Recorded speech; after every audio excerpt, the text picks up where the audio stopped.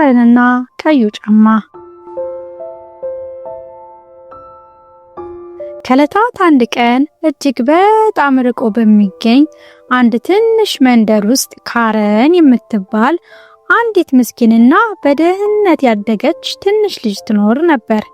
ካረን በሕይወቷ ምንም አይነት ጫማ ኑሯት አያውቅም። ክረምት በገባ ቁጥር በረዶውና ጭቃው ትንንሽ እግሮቿን ያቆስላቸው ነበር። በበጋ ደግሞ የፀሐዩ ግለት መሬቱን ሲያፍመው ባዶ እግሯን እየተቃጠለች ትጓዝ ነበረ።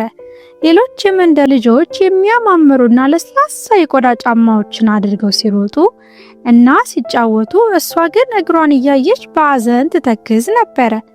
አንድ ቀን የባዶ እግር ጉዞ ስላንገሸገሻት ከመንገድ ዳር የተጣሉ ሸካራ እንጨቶችን ሰብስባ በትንሽ ቢላዋ እየጠረበች የራሷን የእንጨት ጫማ ሰራች።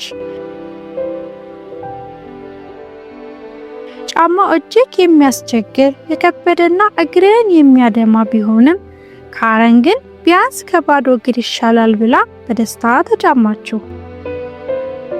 በዚህ ሁኔታ ውስጥ እያለች አንዲት እጅግ በጣም ሀብታም የሆኑ አሮጊት በሚያምርና በወርቅ ባጌጠ የፈረስ ሰረገላ እያለፉ ካረንን ተመለከቷት። አሮጊቷ የልጅቷን መከራ፣ የቆሸሸ ልብሷንና ያንን አስቀያሚ እንጨት ጫማ ሲያዩ ልባቸው በሐዘን ተሰበረ። ወዲያውኑ ሰረገላውን አቁመው ከውስጥ በመውረድ ካረንን አቅፈው ወደ ቤታቸው ወስደው እንደ የራሳቸው ልጅ አድርገው ሊያሳድጓት ቃል ገቡላት።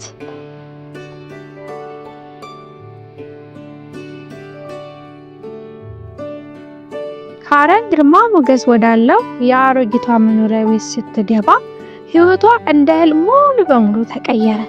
የቆሸሸውና የተቀዳደደው ልብሷ እንዲሁም ያ እግሯን ያቆሰለው የእንጨት ጫማ በእሳት ውስጥ ተቃጥሎ አመድ ሆነ።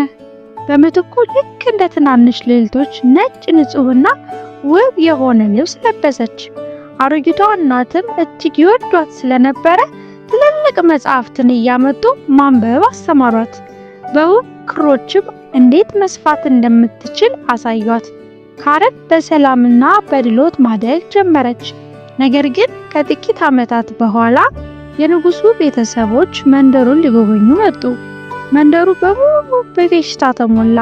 ካረንም ከህዝቧ ጋር ተቀላቅላ ትንሿን ልዕልት ለማየት በጉጉት ቆመች። ልዕልቷ በረንዳ ላይ ወጥታ ለህዝቡ እጇን ስታውለበልብ የካረን አይኖች ያረፉት ልዕልቷ እግር ላይ ባለው እጅግ የሚያብረቀርቅና ወደር በማይገኝለት ደማቅ ቀይ ጫማ ላይ ነበረ። ካረን ያንን ቀይ ጫማ እንዳየች አይኗን መንቀል አቃታት። ያችን ሙሉ ሌሊት ስለ ቀዩ ጫማ ስታለም አድራ እንቅልፍ ባይኗ አልዞረም።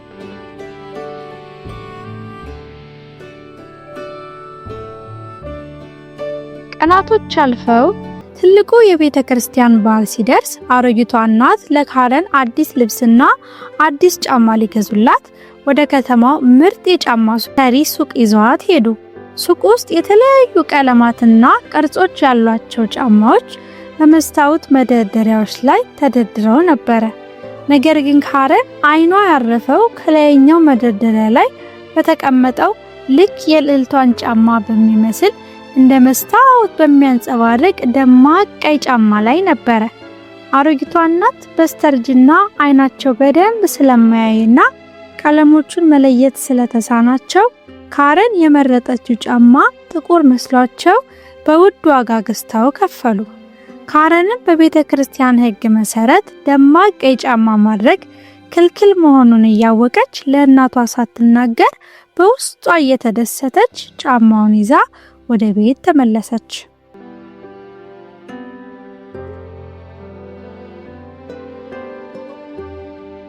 እሁድ ጠዋት ፀሐይዋ ፍንትው ብላ ስትወጣ ካረን ያንን ደማቅ ቀይ ጫማ ተጫምታ ነጭ ቀሚሷን አድርጋ ወደ ቤተ ክርስቲያን መጣች። መንገድ ላይ ሲጓዙ ሁሉም ሰው እግሯን እያየ በግርምት ያሾካሾክ ነበር። ካረን ግን በማፈር ፋንታ በትዕቢት አረማመዷን እያሳመረች እና የጫማዋን ድምጽ እያሰማች በኩራት ትጓዝ ነበር። የቤተ ክርስቲያኑ ግዙፍ በር ላይ ሲደርሱ አንድ ቀይ ፂም ያለው ልብሱ የቆሸሸና በምርኩዝ የሚሄድ አስፈሪ አዛውንት ወታደር ቆሞ ነበር።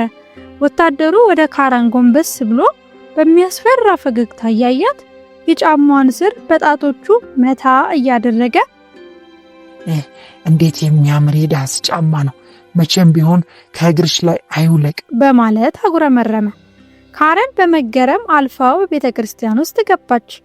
ውስጡ ጸጥ ያለና የሚዘመርበት ቢሆንም የካረን ሐሳብ ሁሉ ግን እግሯ ላይ ባለው ቀይ ጫማ ላይ ብቻ ነበረ። ስለ ጸሎቱም ሆነ ስለ አምላኳ ማሰብ አቁማ ጫማዋን ብቻ ታደንቅ ነበረ። አሮጊቷ እናት ድንገት ወደ ታች ሲመለከቱ ቀዩን ጫማ አዩ። በድንጋጤም ተውጠው ከጸሎት በኋላ ካረንን ጠርተው ይህ ትልቅ ስህተት ነው፣ ወደ ቤተክርስቲያን ስትመጪ ሁልጊዜ ጥቁር ጫማ ብቻ ነው ማድረግ ያለብሽ በማለት አጥብቀው አስጠነቀቋት። ነገር ግን በሚቀጥለው እሁድ ካረን የእናቷን ማስጠንቀቂያ ሙሉ በሙሉ ችላ በማለት ያንኑ ቀይ ጫማ አድርጋ ወጣች። አሁንም ቤተክርስቲያኑ በር ላይ ያ አስፈሪ ወታደር ጠብቆ እንዴት የሚያምር የዳንስ ጫማ ነው ብሎ ጫማውን በምርኩዙ መታ ሲያደርገው ያልታሰበና አስፈሪ ነገር ተፈጠረ። ድንገት የካረን እግሮች ያለ እሷ ፍቃድ መንቀሳቀስና መዝለል ጀመሩ። ካረን ማቆም ብትፈልግም ጫማው ግን በኃይል ያስጨፈረ ከቤተ ክርስቲያኑ አውጥቶ በጎዳናው ላይ አዞራት። ክብ እየሰራች በኃይል ስትሽከረከር ማንም ሊያቆማት አልቻለም ነበረ። በመጨረሻም የአሮጊቷ እናት የሰረገላ አሽከርካሪ እየሮጠ ደርሶ በግድ አቅፎ ይዟት ጫማውን ከእግሯ ላይ በኃይል አውልቆ አዳናት። አሮጊቷም እጅግ በጣም አዝነው ጫማውን በማንም በማይደርስበት ከፍተኛ መደርደሪያ ውስጥ ቆልፈው አስቀመጡት። ከተወሰኑ ሳምንታት በኋላ አሮጊቷ እናት ክፉኛ ታመው ባልጋ ላይ ዋሉ። ሐኪሙም መጥቶ ህመማቸው ጽኑ መሆኑንና የማያቋርጥ እንክብካቤ እንደሚያስፈልጋቸው ተናገረ። ካረን ከጎናቸው ሆና ልትንከባከባቸውና ውለታቸውን ልትመልስ ሲገባት ልክ በዚያው ቀን መንደር ውስጥ ትልቅ የዳንስ ድግስ መኖሩን ሰማች። የድግሱ ደማቅ ሙዚቃ ከሩቅ ሆኖ ሲጠራት ካረን የታመሙትን እናቷን ትታ የተቆለፈውን ካቢኔ ቁልፍ በድብቅ ፈልጋ ከፈተችና ቀዩን ጫማ አወጣችው። ለጥቂት ደቂቃ ብቻ ጨፍራለሁ፣ ማንም አያየኝም ብላ ለራሷ ቃል እየገባች ጫማውን እንዳጠለቀች ጫማው ልክ እንደ መንፈስ እግሯን ተቆጣጥሮ በኃይል እየጎተተ ከቤት ይዟት ወጣ። ካረን ወደ ድግሱ ቦታ መሄድ ስትፈልግ ጫማው ግን አሻፈሪ ብሎ ወደ ተቃራኒ አቅጣጫ ማንም ወደ ሌለበት ወደ ጨለማው ጫካ ይዟት ነጎደ። ከጊዜ በኋላ የካረን ሕይወት ወደ አስፈሪ ቅዠት ተቀየረ። ቀን ከሌሊት በጫካ በድንጋይና በእሾህ ላይ ያለ እረፍት መደነስ ቀጠለች። እግሮቿ ደሙ፣ ልብሷ ተቀዳደደ፣ ሰውነቷ ዝሎ አለቀ። ነገር ግን ጫማው ሊራራላት አልቻለም ነበረ። በጨለማው ጫካ ውስጥ የዱር አራዊት አይኖች ሲያንጸባርቁ እያየች በድንጋጤ ብትጮህም የሚሰማት ግን ማንም አልነበረም።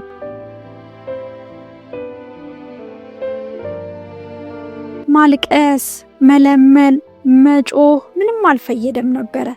በዝናብም በፀሐይም በረሃብም በውሃ ጥማትም ሳታቋርጥ እየጨፈረች ቀናቶች አለፉ። አንድ ቀን እየጨፈረች ወደ ቤተ ክርስቲያኑ ስትጠጋ በሩ ላይ አንድ የሚያንጸባርቅ ሰይፍ የያዘ መልአክ ቆሞ አየች። መልአኩም ሰይፉን ደቅኖ ስለ ትዕቢትሽና በጎ አድራጊነትሽ በክፉ ጊዜ ስለተውሽ እውነተኛ ንስሐ እስከምትገቢ ድረስ ሳታቋርጪ ትጨፍሪያለሽ ብሎ ፈረደባት። ካረን በሰራችው ኃጢአት እጅግ በጣም ተጸጸተች። በመጨረሻም ኃይሏ ሙሉ በሙሉ ሲያልቅ ከአንድ ሰው ቤት አመራች። በሩን እያንኳኳች እባክህ እርዳኝ፣ እግሬን ቆርጠ ከዚህ ስቃይ አድነኝ በማለት አምርራ አለቀሰች። ሰውየው ሁኔታዋን አይቶ በማዘን ትልቁንና የሚያብረቀርቀውን ቢላ ነሳ። ካረን አይኗን ጨፍና ከመሞቷ በፊት አምላኳ ይቅር እንዲላት ስለ ትዕቢቷና ስለ ክፋቷ ከልቧ በምሬት እያለቀሰች ጸለየች። እውነተኛ ንስሐ ከልቧ መፍለቁን አምላኳ ሲያይ ወዲያውኑ ትልቅ ተአምር ተፈጠረ። ቢላው እግሯ ላይ ሲያርፍ ጫማዎቹ በራሳቸው ጊዜ ቀስ ብለው ከእግሯ ላይ ተፈቱ። ባዷቸው ወደ ጫካው እየጨፈሩ ጠፉ። ካረን መሬት ላይ ተደፍታ በማልቀስ ፈጣሪዋን አመሰገነች።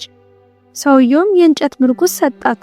ካረን በምርኩዝ እየተጓዘች ወደ ቤተ ክርስቲያን ተመልሳ ልቧን አጽድታ ትዕቢቷን ትታ በቀሪ ዘመኗ የቤተ ክርስቲያን ወለል እየጠረገች በትህትናና በመታዘዝ በሰላም ኖረች። በመጨረሻም ላይ ያ መልአክ የሚያምር የጽጌረዳ አበባ ይዞ ተገልጦ ሰላምና ይቅርታን አበሰራት። እውነተኛ ውበት ልጆች በጫማ ሳይሆን በትሁት ልብ ውስጥ መሆኑን ተማራችሁ። ተረቴን መልሶ አፌን በዳቦ አብሱ። ለተጨማሪ ተረት ቻናላችንን ሰብስክራይብ ያድርጉ። ቻው ልጆች።